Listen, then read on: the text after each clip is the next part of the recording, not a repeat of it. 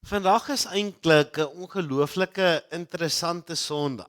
As mens gaan kyk na die kerkjaar en daar's 'n liturgiese kerkjaar wat al die kerke reg deur die bank van Katoliek tot Protestant almal van ons volg, is dit eintlik die Sondag van die blinde man. En as ons by hierdie Sondag kom, dan is daar vir ons 4 tekste op hierdie Sondag voorgegee wat ons op kon fokus. Die eerste was Psalm 23.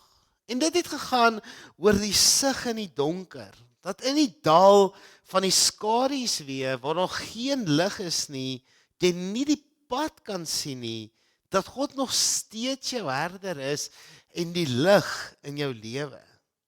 Johannes 9 gaan oor die man wat genees is op die Sabbatsdag, wat bietjie meer uitgebrei het en waar Jesus vir die disippels en vir mense geleer het van wat geestelike sig beteken.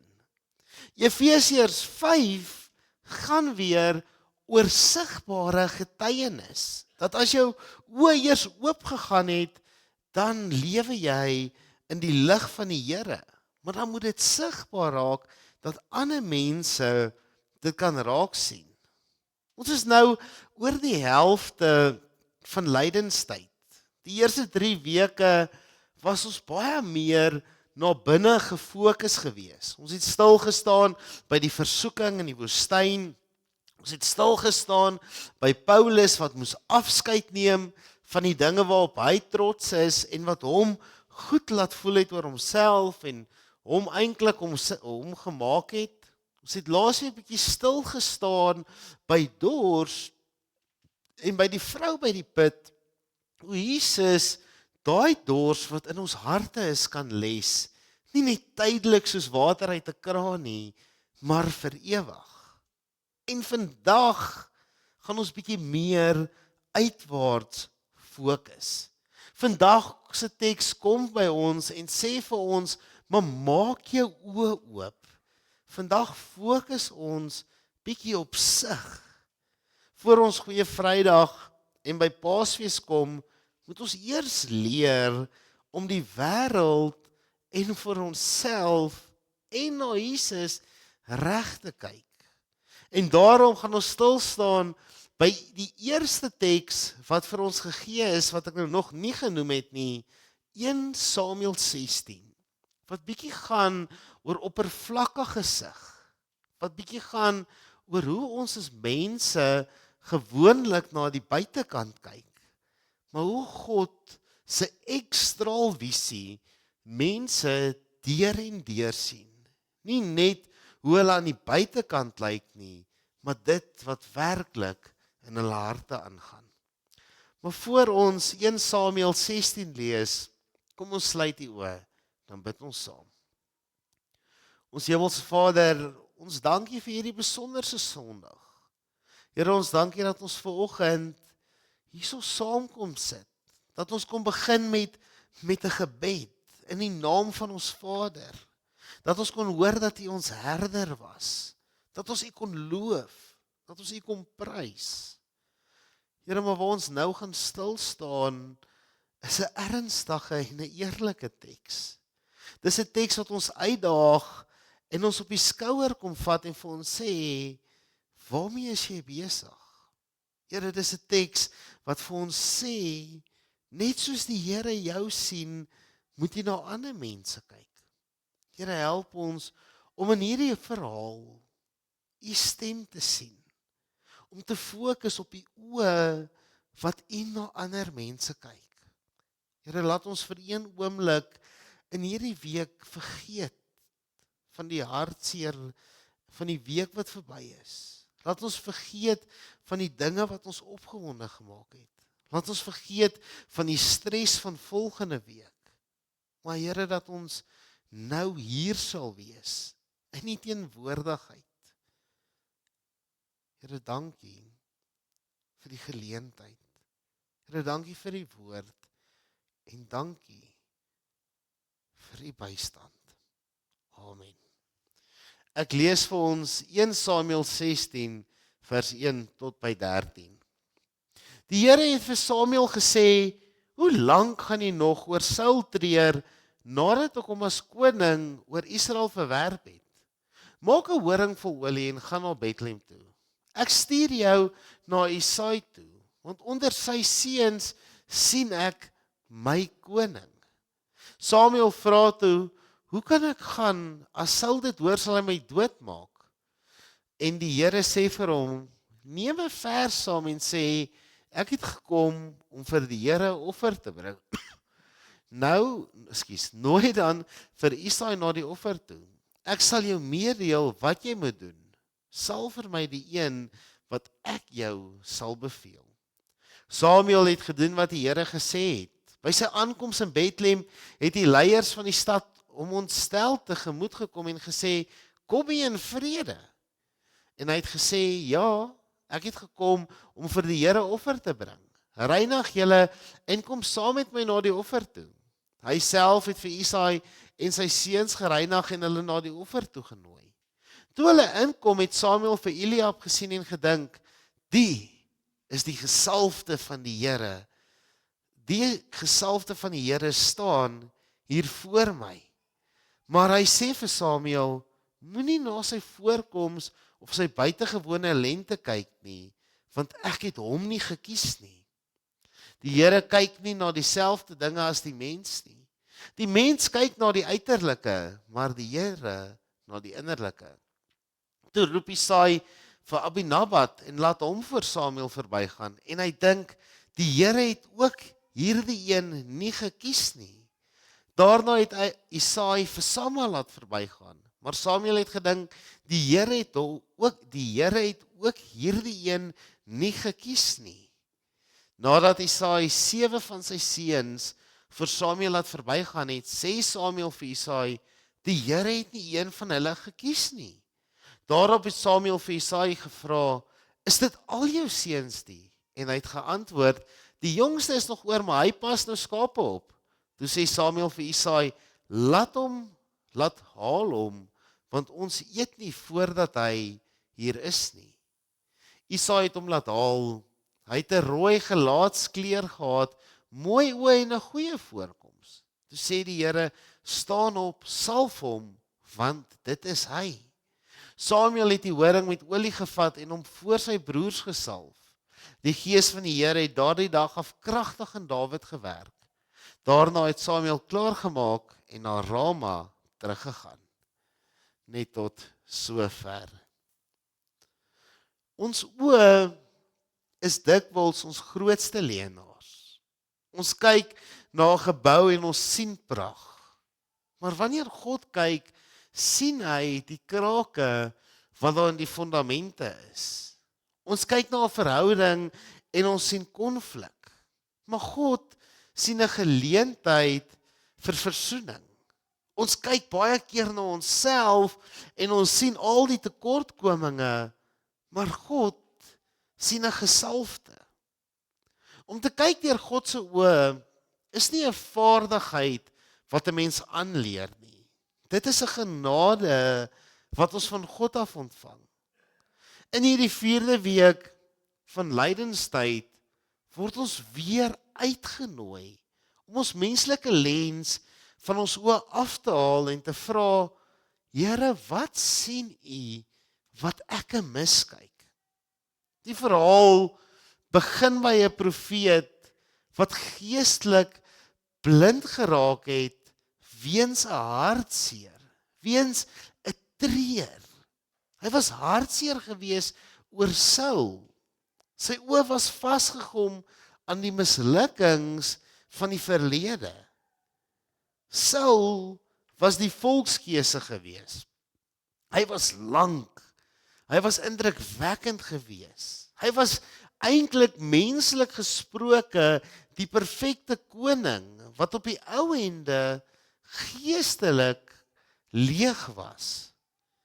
Samuel se rou is eintlik 'n rou oor 'n verlore droom, oor 'n koning wat daar moes wees, maar wat daar nie was nie.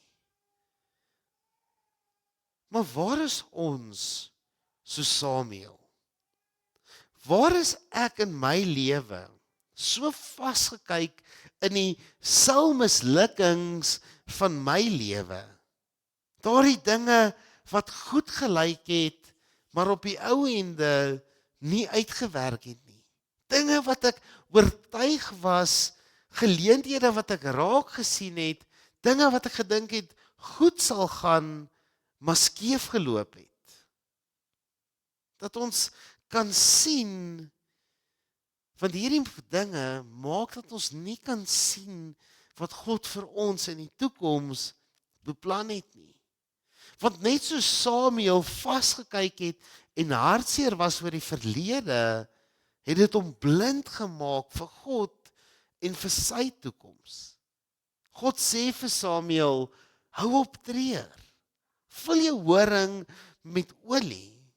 Om deur God se oë te kyk beteken om op te hou staar na die verlede, na gister.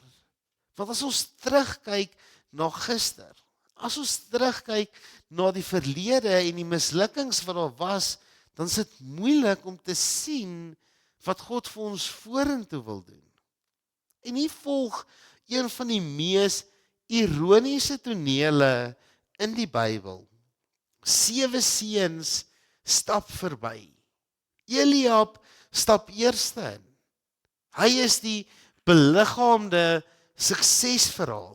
Hy is die oudste, hy is die sterkste, hy is die een met 'n goeie voorkoms, 'n sterk stem.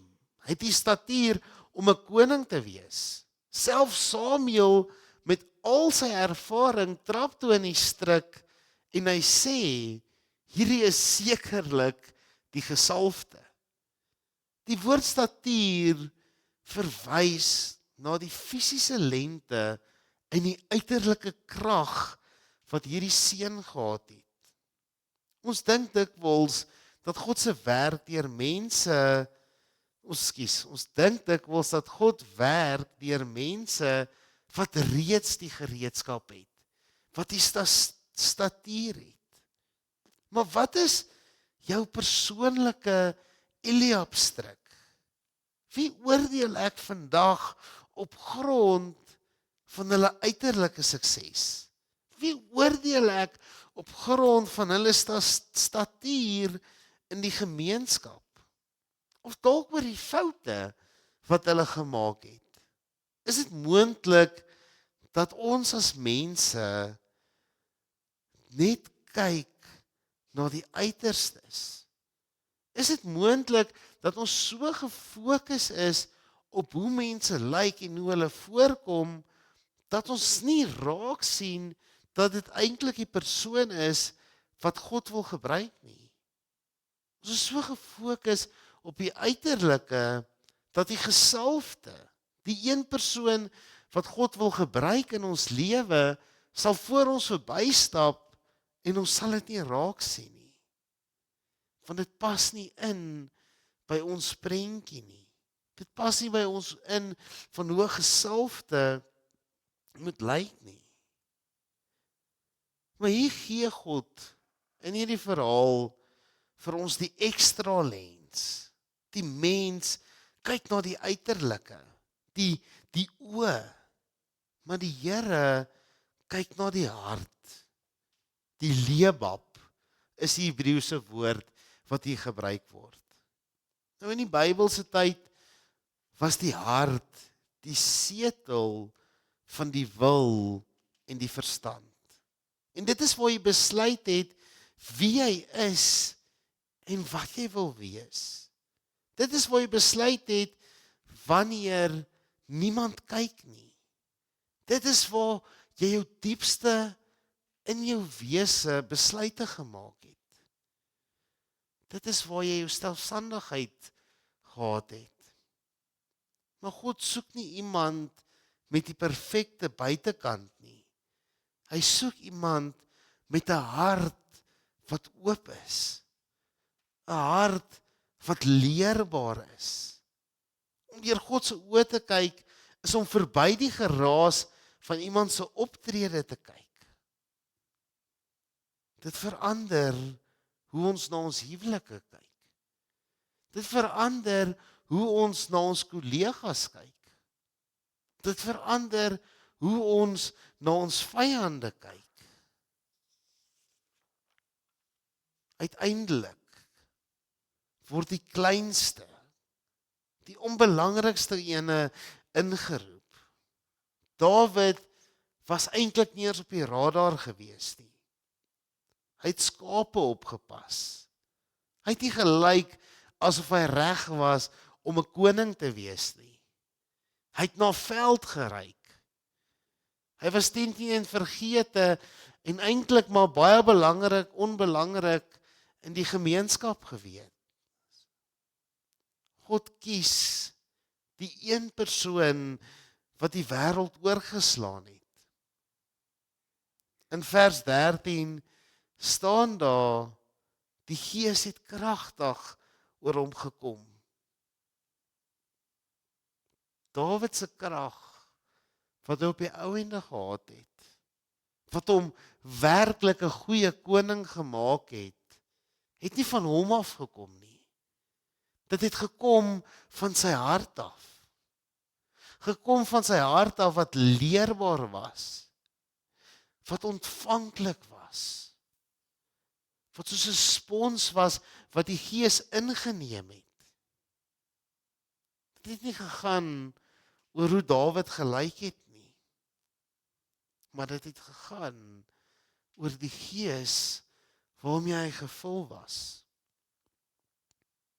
My vraag dan vanoggend, is daar 'n Dawid in ons lewe? Is daar ook iemand wat ek as onbelangrik afgeskryf het? Is dit dalk daai klein stemmetjie van passie wat ek probeer stilmaak? Is dit dalk 'n persoon wat niemand raak sien nie? God kies dikwels die een wat buite die radar is. Is daar dalk iets wat ek misgekyk het in my lewe, omdat ek gefokus het op die uiterlike en nie op die hart nie? As ons hierdie teks werklik moet uitleef, is daar 3 wenke wat ons kan volg. Ons moet mense rondom ons hanteer as moontlikhede en nie probleme nie. 'n Voorbeeld wat ek kan noem is 'n huweliksmaat. As ons na ons huweliksmaat kyk, moet ons nie net die krake sien nie, maar ons moet na die hart kyk. Ons moet kyk na die persoon soos wat God na ons kyk, met ekstra visie. Iemand wat God vir my gestuur het om my lewe mee te deel. Die geval kan wees met 'n vriend wat dalk verkeerd optree, 'n kollega by die werk. Die tweede wenk is die skoonmaak van die innerlike siel. Ons moet minder tyd spandeer voor die spieël van die wêreld, sosiale media, die opinies van mense en meer tyd vir God se woord. Ons moet die Here vra, Here, wat sien U in my wat ek moet verander? Die derde, die moed om te salf. Ons moet nie bang wees om in iemand te belê wat nie koninklik lyk nie. Ons moet uitreik na een en elkeen. Ons moet nie mense oorsien bloot oor hulle statuur of wat ek van hulle dink nie. Soms al wat 'n Dawid, 'n vriend, 'n kollega of my eggenoot dalk nodig het, is dalk net iemand wat bereid is om bietjie olie op hulle koppe uit te stort. Lydenstyd herinner ons dat Jesus self die uiterste voorbeeld van 1 Samuel 16 is. Hy het geen gestalte pragt gehad dat ons hom sou begeer nie. Die wêreld het na hom gekyk en 'n man aan 'n kruis gesien. Persoon wat doodgemaak is deur sy eie mense. Maar God het na Jesus gekyk en hy het salwing vir die hele wêreld gesien. Hy het ons verlossing gesien. Vanoggend kom sê God vir ons, ek weet wat die mense van jou sê. Ek weet wat ander mense van jou dink. Bo en behalwe dit, ek weet wat jy van jouself dink. Maar ek kyk vanoggend na jou hart. Mag jy hierdie week die vryheid vind om op te hou probeer om soos Eliab te lyk. Jy is reeds gesalf. God het reeds jou hart raak gesien. Kom ons gaan hierdie week uit. En ons gaan kyk met nuwe oë na die wêreld. Ons gaan kyk met nuwe oë na die mense rondom ons. Ons gaan kyk hierdie week deur die oë van God.